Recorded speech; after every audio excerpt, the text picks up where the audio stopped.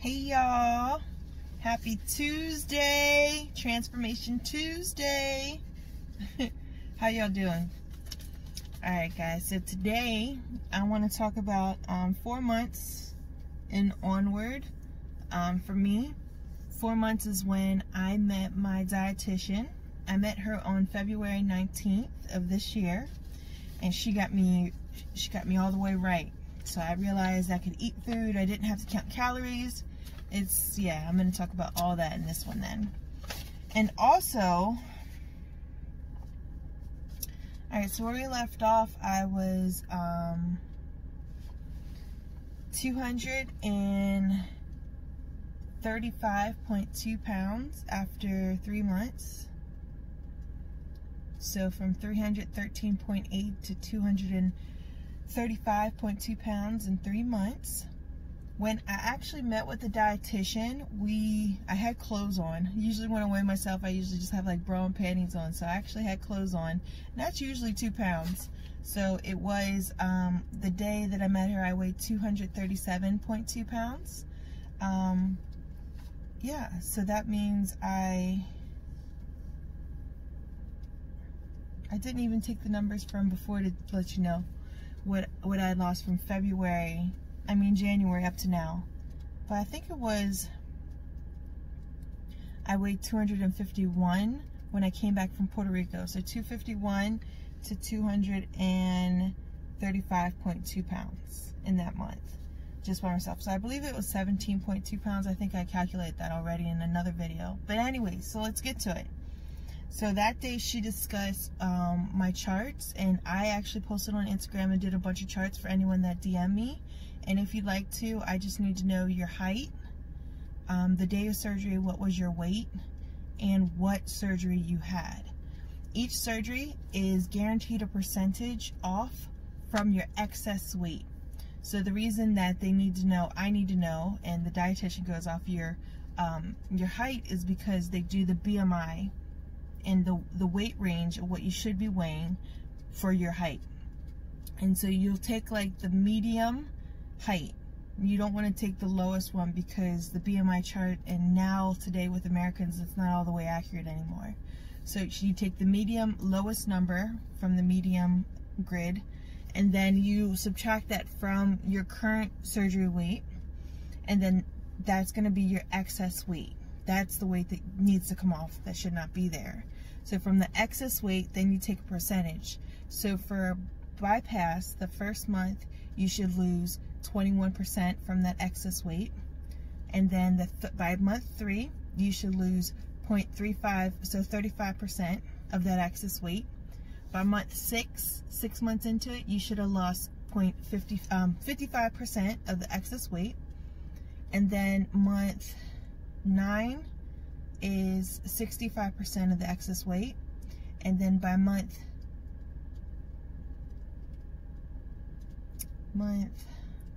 12, you're either going to be between 70 to 80% of the excess weight lost. And then what you do is you subtract those numbers from your surgery weight so that you'll know what weight you should be weighing when those time frame comes around. So for example, for me, at 8 months, I've been ahead of my schedule. So she projected that at the end of this journey for me, that I'll be between 170 and 180 pounds because I'm ahead of the schedule already. My schedule projected that I would be 99 pounds down at 9 months, and I'm 102 pounds down at 8 months. So, and I haven't weighed myself last week or this week really. Last week, yeah, I didn't weigh myself. So I need to weigh myself this week. But I'm ahead, and I'm still losing. I started to lose slower after I met her because I started eating real foods again and following her meal plan. So I would say an estimate between 9 and 6 pounds a month instead of the 17 pounds. And honestly, I'm very thankful that the weight started to slow down because I was already down like, I don't know, 70, 80 pounds within like over the course of that short journey.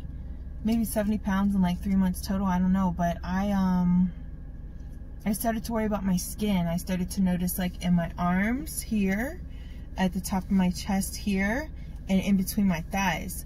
And I was like, oh my goodness, like, am I gonna have loose skin? So, and also because I wasn't working out that much before, so that also helped me, like, okay, yeah, you need to be working out, because I'd like to prevent that as much as possible. So, and it's much better from working out. I feel like my skin is tighter. I'm not sure how inevitable it's going to be with my skin, and I'll do another video where I just do all my skin, and doing updates. And definitely my skin with my breasts is better too, my boobies, because I wear fitted support that's actually supporting the girls, so they're not having room to sag. They're not having room to just hang around. They're nice and fitted, so like if I take anything off, it still sits nice, which I'm happy about that. And then my thighs, because I'm losing so much weight, like in my legs especially, that's going a lot. My thighs, it's like, it's smoothing out now with working out. And also,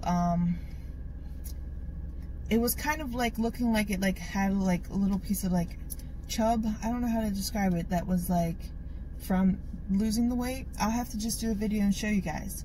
But yeah, I was worried about that, so I got more excited when I realized, okay, this process is slower, and I trust the process, so I'm fine with just losing 5 to 9 pounds a month. I'm totally fine with that.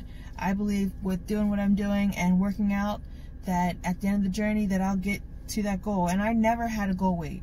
I don't have a goal number at all. I'm happy now, because this is what I used to be before I started to really gain weight. So I'm happy now being inside. I'm comfortable. I feel like I have full quality of life. I'm scared, honestly, to what, 170, 180, that sounds tiny, bro. Like, I was 180 in high school. That's like when I had no stomach. Like, I'm scared like what my stomach will look like at that point. Yeah, so it's that fear, and that's like, what's it called, the superficial part of it, like the physical looking part of it. So, you know, I think the benefits outweigh it.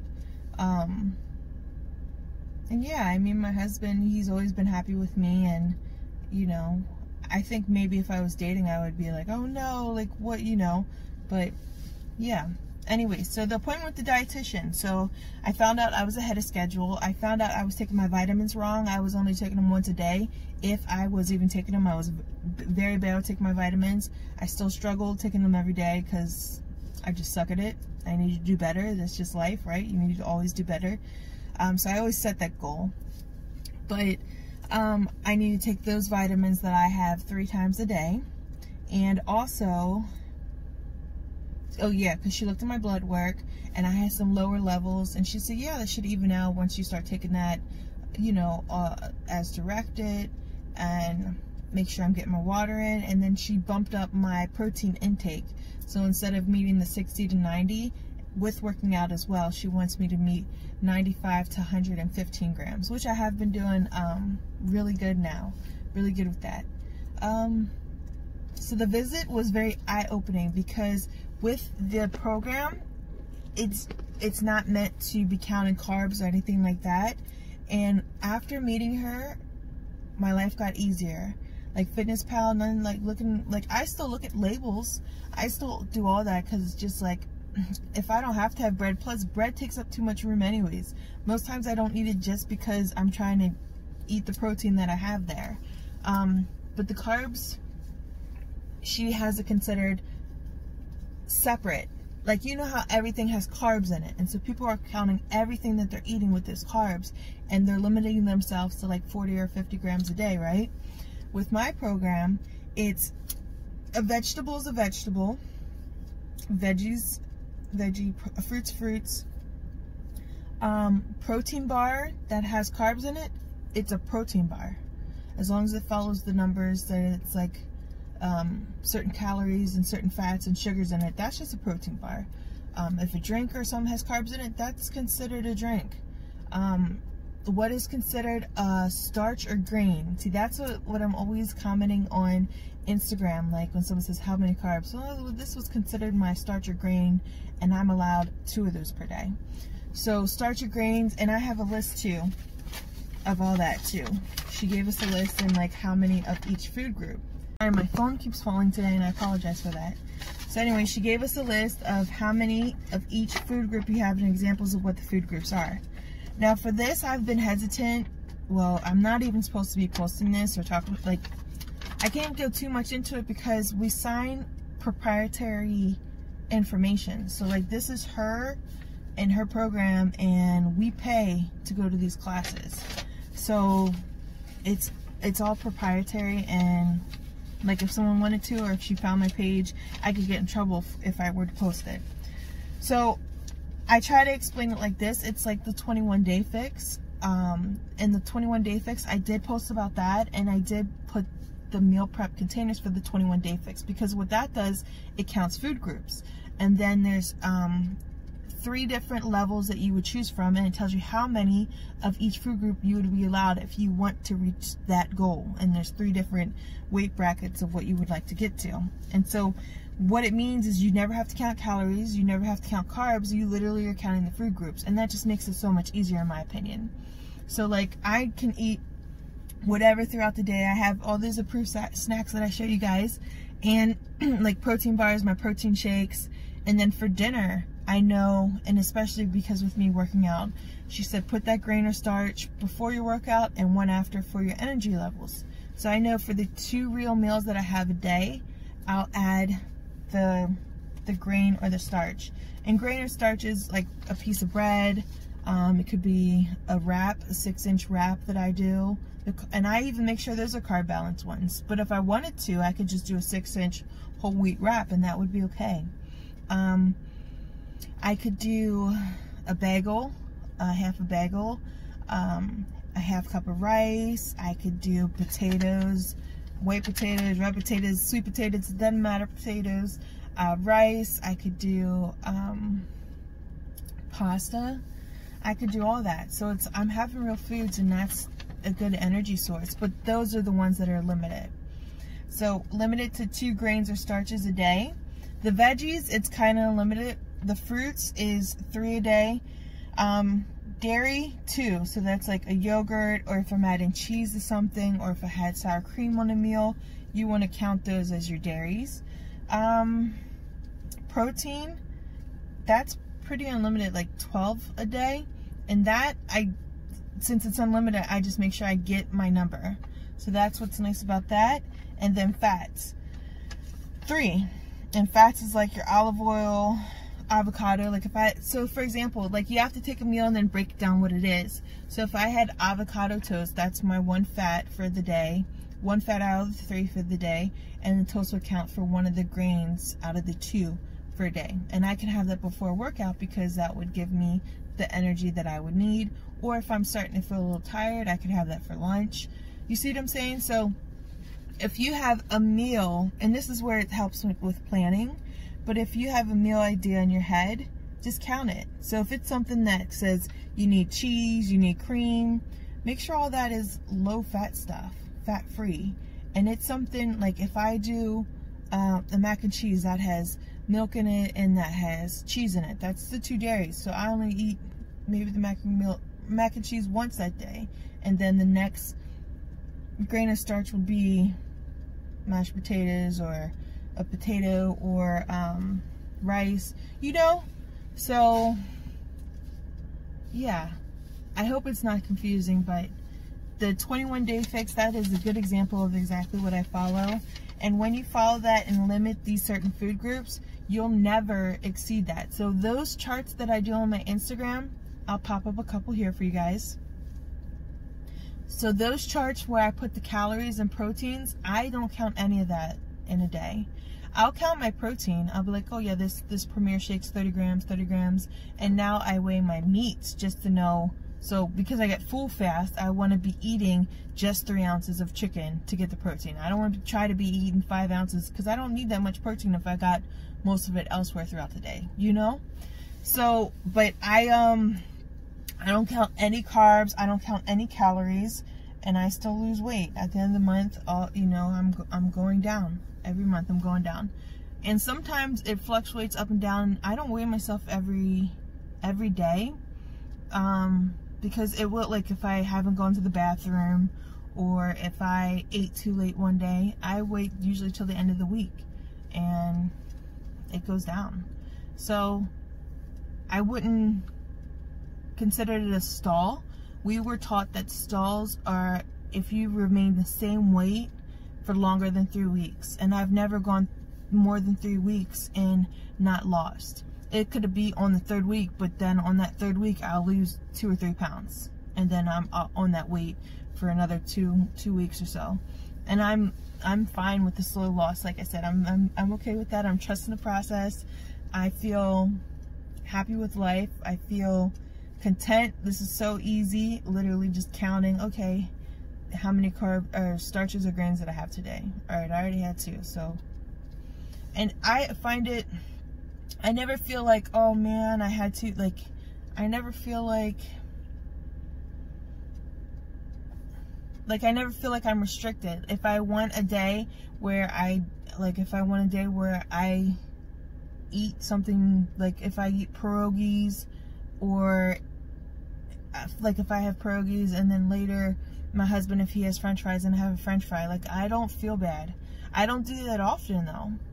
I feel like my relationship with food has completely changed and I'm able to actually have moderation in life with food for once, and that's fun. I literally have Carb Balance or Carb Smart Breyers ice cream.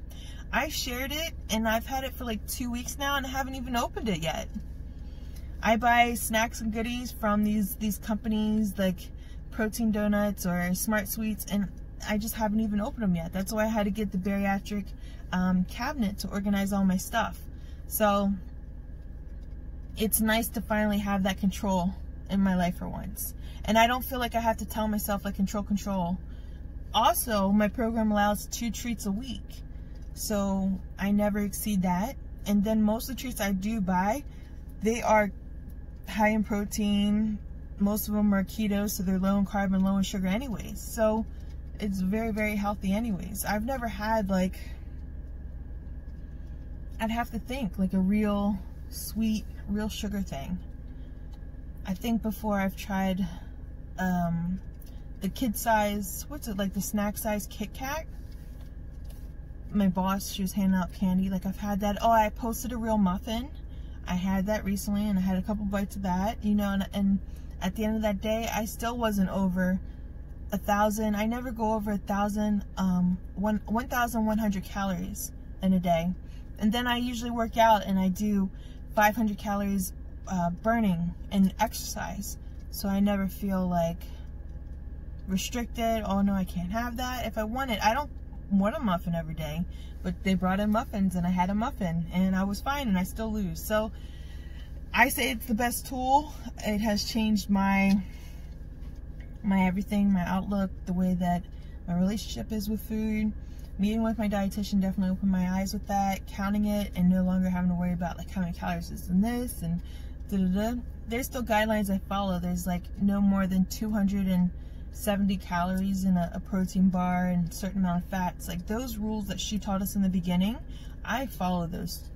So it just works out. I follow those.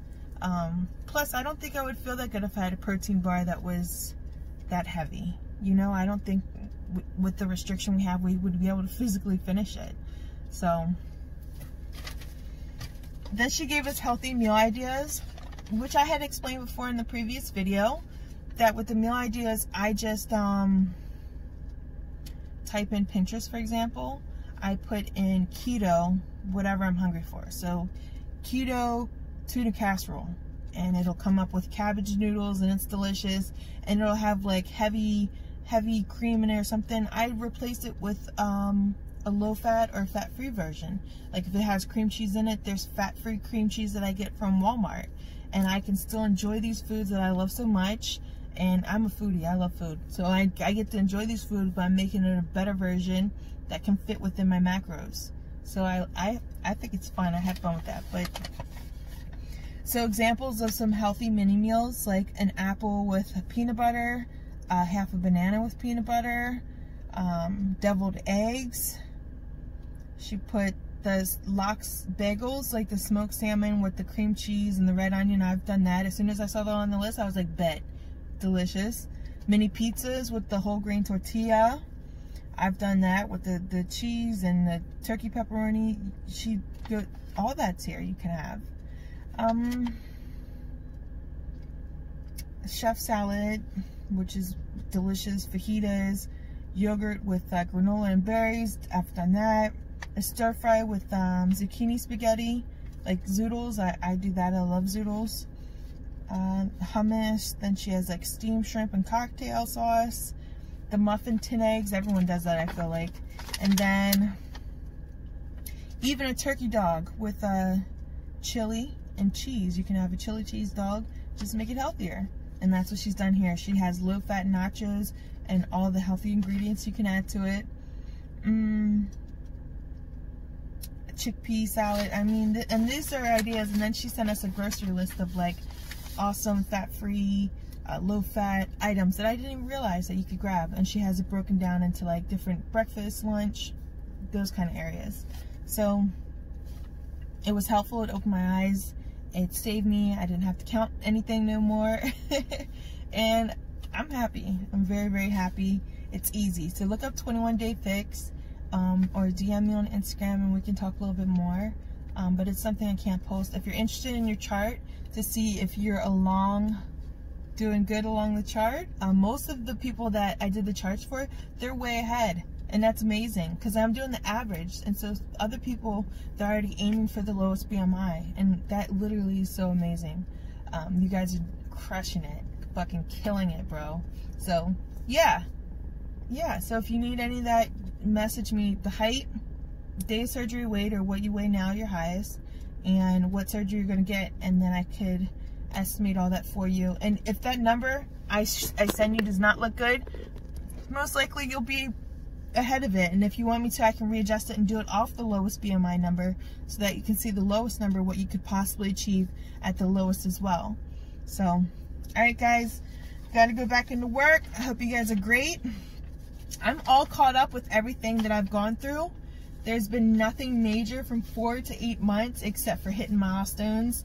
I've been grinding it out. I've been working out. I post all my accountability posts on Instagram. I mean, it's just been going wonderful. So now from here on out, I'll just be doing updates. If you are an active person and you like to comment, how often would you like me to do updates? Once a week, once a month, whenever I hit a milestone. I do have more videos I want to do. I want to do a hair loss video for you guys and show you some of that. I want to do a skin video for you guys.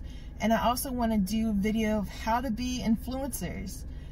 Ambassadors for products, your favorite products, and how you receive free products, how you get paid for products that other people are buying through you because you're ambassador for the company. I have a couple companies under my belt and it's been really fun. It's been really, really fun, and I'd like to show you that, guys, how you guys can do that and get your little programs going. So I think that'd be fun. But yeah, so those are the 3 videos I have coming out soon. If you have or think of anything else that I didn't mention, definitely let me know, and I'll keep doing my recipes. If I find any cool products I want to show you guys, I'll definitely do reviews. Or if you want me to try anything, let me know. I'm down. I'm so down to be trying new stuff. So, alright guys, I'll talk to you then. Bye.